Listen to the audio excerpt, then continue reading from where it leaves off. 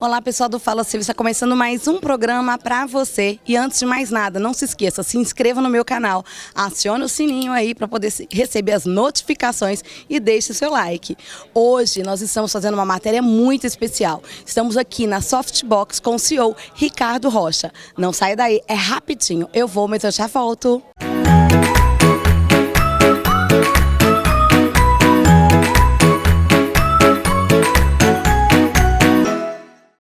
Estamos de volta e aqui com o Ricardo Rocha. Ricardo, muito obrigado por nos receber aqui na Softbox. E, gente, assim, tem muita curiosidade a respeito da sua pessoa, do seu trabalho. Primeiramente, como foi o início de tudo e por que, Ricardo, tecnologia? Sim, bom, obrigado pela sua visita. Para mim é um prazer receber vocês aqui, o programa. E, bom, eu comecei com tecnologia de maneira muito natural, né? Meu pai comprou um computador e ele liberou para que eu pudesse mexer nesse computador, então eu ainda era muito jovem, né? Eu tinha lá para os meus 12 para 13 anos. E eu comecei a mexer com esse computador e aí isso despertou em mim a curiosidade. Eu sempre fui bastante curioso, sempre quis saber como as coisas funcionavam e o computador representou para mim essa materialização do desconhecido. Então tem uma caixa que ela recebe comandos e ela me devolve e aí eu fui aprendendo, né, e fui estudando, comprei livros e teve uma pessoa que foi o Marcelo, né, que é um profissional da área de computação também, que me deu alguns livros para poder ler e na época eu fui estudando bastante, muito curioso e fui, né, caminhando aí para essa área de tecnologia. Então comecei muito jovem. Então você acredita que o clique para essa virada, para esse interesse no computador, foi tudo aí de você querer descobrir da caixinha como que chegava aquilo tudo? Esse foi o clique?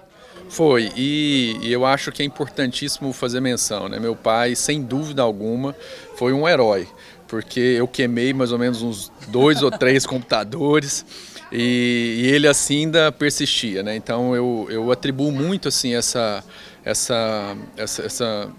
possibilidade, né? Esse caminho que eu trilhei no segmento de tecnologia lá atrás, quando meu pai teve a paciência de assumir o custo, o prejuízo, para que eu pudesse continuar. Então a minha curiosidade me fazia fazer besteira.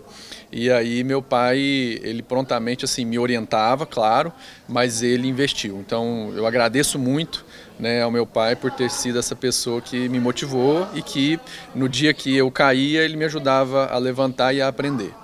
E Ricardo, e como é que foi esse tempo, esse caminho? Não é fácil chegar no sucesso. Como foi para você chegar até aqui, as suas dores? Bom, eu tenho dito, né, que crescer dói, porque a gente tem um caminho que a gente trilha e ele é um caminho desconhecido. Então o futuro ele nos reserva surpresa. A gente pode nos preparar para o futuro, né? A gente pode se capacitar no presente para poder viver o futuro, mas a gente não controla as variáveis que vêm pela frente. Então dói. Mas a grande exposição nossa é, diante de uma queda, diante de um problema que acontece, a gente ao invés de ficar se lamentando por aquilo que a gente não foi ou por aquilo que a gente não pôde fazer, a gente se levantar e aprender com isso. E uma das grandes dificuldades que as pessoas têm, né, nessa jornada é quando isso afeta o seu ego, o seu narciso, né? Porque as quedas às vezes falam das nossas fragilidades. E a gente tem que lembrar que todos nós temos fragilidades. E aí o que nós temos que ter junto de nós são pessoas que conseguem, junto com a gente, entender aquilo que foi o ponto da queda, o ponto da fragilidade e ajudar a gente a levantar. Então no meu caminho eu tenho pessoas que me ajudaram a levantar por várias vezes. Então o meu caminho de sucesso não foi um caminho de alguém que sempre correu ereto. O meu caminho foi de alguém que já levou vários tombos e isso doeu algumas vezes, mas eu tinha amigos que estavam junto comigo nessa jornada, que me ajudaram a levantar e que me ajudaram a aprender com isso. Então foi em meio a muitas dores que a gente vai colhendo muitas alegrias, mas tem dores e a gente precisa enfrentá-las. E agora sim, você está vivendo um momento muito especial da sua vida, né? Acabou de acontecer uma fusão e agora está aqui com o Magazine Labs. E como é que é para você? Como foi que aconteceu essa fusão e a importância dessa fusão aqui com a Softbox? A fusão ela aconteceu de maneira muito natural, né, com o Magazine, porque é interessante porque a cultura das duas empresas, né, ela é muito parecida. E eu até brinco com o pessoal que parece que a gente nasceu, a gente é filho do Magazine em outro lugar, né, porque tem o Labs e aí tinha a Softbox. E parecia que ela tinha dado à luz ao Labs e depois a Softbox tinha nascido e sido perdida na maternidade. porque a nossa similaridade de cultura é tão grande que até os símbolos, os ícones e aquilo que a gente utilizava como elemento de declaração são similares. Então foi muito positivo, a gente está muito desafiado, foi um momento muito jóia. Então a primeira coisa que a gente fez foi o match cultural. Então, antes de a gente falar sobre o deal, nos aspectos financeiros e aquilo que eram as tratativas do modo operacional, a gente falou muito sobre cultura e sobre pessoas. E quando a gente entrou para essa conversa com essas duas premissas, sendo o ponto número 1, cultura, e o ponto número 2, pessoas, isso já ganhou o nosso coração para que nós pudéssemos agora trilhar esse caminho junto com o Magazine. Então a gente está no Magazine hoje na certeza de quem parece que sempre esteve em casa, ou de quem está em casa. A gente não sentiu uma dor tão grande, porque há um match, há uma conexão cultural muito forte. Para a meninada que está começando, que está iniciando aí com essa área da tecnologia, tem a faculdade tem tanto trabalho nisso, qual seria a dica que você deixaria para eles? Disciplina é importantíssimo, porque a gente vive uma quantidade de estímulos muito altas. E foco, Então, disciplinar e ter foco naquilo que se deseja. Então, estudar, aprender sempre, e formar grupos de amigos, que tenham interesse comum para poder aprender a respeito de algo. O aprendizado colaborativo hoje, ele sem dúvida alguma, ele dá para nós uma perspectiva maior do que aquele aprendizado que apenas eu faço uma leitura e eu assimilo segundo o que eu consigo interpretar. Então, eu assimilo, no colaborativo, eu consigo assimilar segundo a interpretação de múltiplas mentes. Então, a resultante de conhecimento não é o processamento de uma mente única, mas de múltiplas mentes. Então, eu indico que quem está começando agora estude, seja disciplinado bastante e trabalhe no modelo, de estudo colaborativo. Perfeito. Gente, é muito bom conversar com o Ricardo, um jovem aqui que já está fazendo muito sucesso aqui em Uberlândia. Não acho que não é só Uberlândia, a tecnologia ela avança no mundo todo.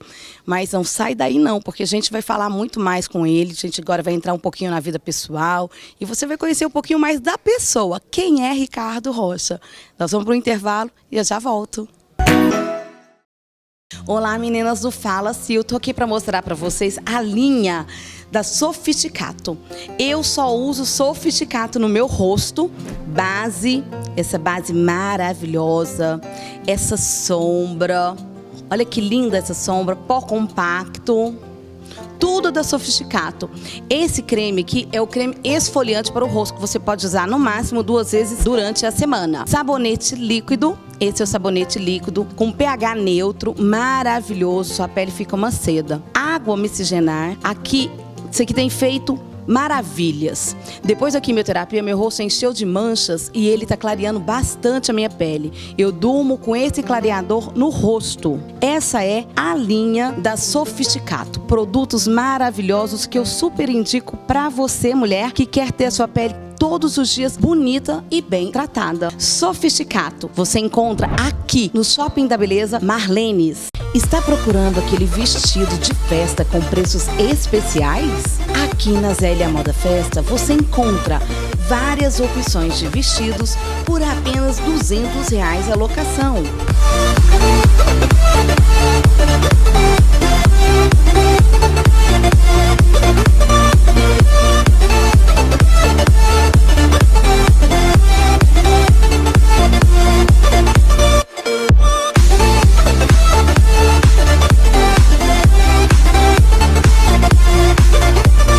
Agende já o seu atendimento através do WhatsApp 9173-5399. Zélia Moda Festa. Estamos de volta aqui com o Ricardo Rocha. Agora a gente vai conversar um pouquinho sobre vida pessoal. Ricardo, como é conciliar o Ricardo Rocha pessoa, Ricardo Rocha CEO? Então, eu não tenho dissociação e para mim isso tudo está no mesmo pacote. Então eu não dissocio vida pessoal, da minha vida comunitária, da minha vida religiosa, da minha vida social, da minha vida profissional. Então acho que está tudo no mesmo pacote. Aliás, eu até acho, né, eu tenho crenças, né, de que essa dissociação é que fazem as pessoas estarem tão fragmentadas nos seus princípios, nos seus valores, nas suas práticas e também na sua construção. Porque eu às vezes fico tentando construir aspectos da minha vida tão dissociados uns dos outros, e se eu construísse isso de maneira mais hegemônica, né, talvez eu teria menos crises, né, naquilo que seriam os aspectos da minha vida. Mas eu desempenho papéis, e aí eu preciso conciliar esses papéis a partir daquilo que eu acredito como princípios de vida. E eu acredito muito na família, né? Então tenho uma esposa, né? A gente se apaixonou lá quando ela ainda era adolescente. Nós estamos juntos e eu não me vejo não estando junto com ela. E a gente tem 4 maravilhosos filhos, né? O Rafa, Laura, Raul e Rodrigo. E eu acredito que é nesse ambiente, né, de família, nesse ambiente de trabalho, que a gente vai sendo formado como pessoa. Então, eu não vejo dissociação. Então, as pessoas aqui na empresa conhecem minha família, eu faço questão de estampá-los, né, na tela do meu celular, do meu computador, e eles também conhecem a empresa. Então, eu os trago aqui para eles conhecerem a empresa, para eles poderem vivenciar aonde é o local que eu entendo que eu faço diferença, onde aquilo que são os valores, os princípios nossos de família, são materializados junto de pessoas que atuam comigo no mundo. Então nós estamos fazendo do mundo um lugar melhor a partir da tecnologia. A gente melhora a vida das pessoas, a gente impulsiona a vida das pessoas a partir da tecnologia. Então é nesse ambiente que eu planejo, que a gente pensa como a gente pode trabalhar todo esse aporte de valor na vida de outras pessoas. E isso vem dos meus princípios familiares. Então é o que eu vivo lá com eles, o que eu aprendo lá com eles, o que eu aprendo aqui eu levo para casa, o que eu aprendo em casa eu trago para cá. Então isso não tem uma divisão. Então eu vivo essa maneira intensa em todos os lugares onde eu estou. E para mim isso gera talvez menos trabalho, porque eu não tenho que ficar separando uma vida da outra, né? Então eu não tenho múltiplas vidas. Eu tenho uma vida só e eu estou em lugares diferentes e em alguns momentos do dia. Mas isso para mim ficou leve, porque eu entendo como uma vida só. E nessa correria, por causa do sucesso, por causa de tanto trabalho, ainda sobra tempo para pegar férias com a família? Então, eu tenho uma prática. Eu primeiro faço a agenda da família, depois eu faço todas as agendas. A gente tem que criar as disciplinas que fazem com que a gente materialize aquilo que a gente declara como discurso. Isso é a nossa coerência. Então, quando eu começo o ano, eu normalmente trabalho lá junto com a minha esposa, a gente faz a agenda da família, a agenda daquilo que são os nossos compromissos. Eu olho os compromissos das escolas, dos meninos, e eu tenho muita atenção, aquilo que são os aniversários, as festividades. Aí nessa agenda da família, eu encaixo aquilo que são os compromissos profissionais.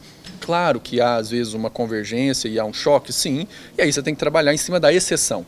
Mas quando eu vou fazer um planejamento, eu sempre trabalho primeiro da família e depois eu trabalho todas as outras agendas. E ainda tem o fator do Ricardo ser pastor, né? Aí Sal da Terra, Zona Sul. Consegue conciliar bem o trabalho, porque o ministério ele também...